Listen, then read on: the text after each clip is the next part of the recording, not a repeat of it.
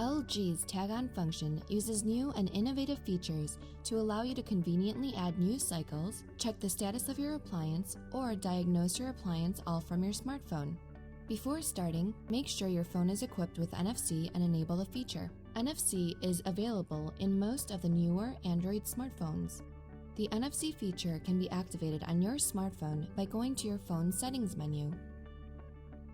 In the Wireless and Networks menu, there should be a selection for NFC.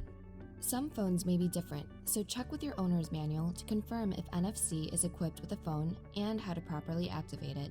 Set both the NFC and Direct Android Beam feature to on.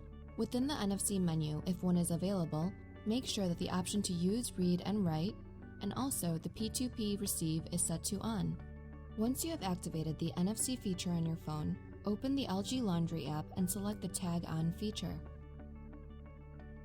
After selecting the Tag On function you want to use, the smartphone app will help you guide your phone for a successful tag on. The pulsing white circle is the approximate location of the NFC antenna on your phone. Align that to the Tag On logo on your appliance. The NFC antenna is located in the back of your phone, so it is important to have your phone as close to the Tag On logo as possible.